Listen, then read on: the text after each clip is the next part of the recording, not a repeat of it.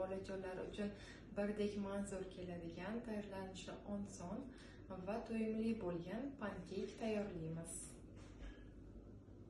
Bizga kerakli mahsulotlar: 1 stakan sut, 1 dona tuxum, 4 osh qoshiq o'simlik yog'i, 4 osh qoshiq shakar, 1 choy qoshiq soda, 1 choy qoshiq uksus va keraklicha un kerak bo'ladi.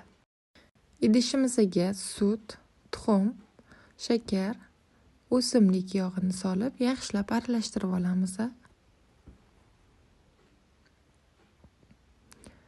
1 choy qoshiq sodani sirkada o'ldirib, yaxshilab aralashtirib, massamizga qo'shamiz va yana aralashtirishda davom etamiz.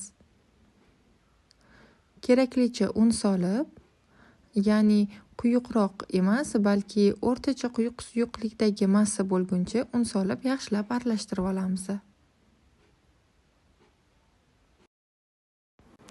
Ana endi tavamizni qizdirib, hech qanday yog' surmagan holatda massamizdan dumaloq qilib solamiz.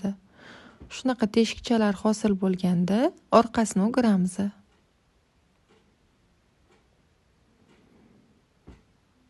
Mana pankekimiz tayyor. Qolgan massani ham xuddi shunaqa qilib pishirib olamiz.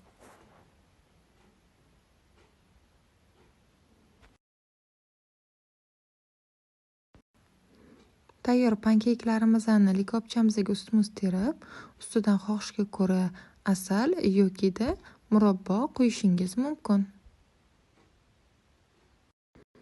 Pankeklarimiz tayyor. Xohishga ko'ra mevalar bilan yoki bolajonlar uchun shunday yasatishingiz mumkin.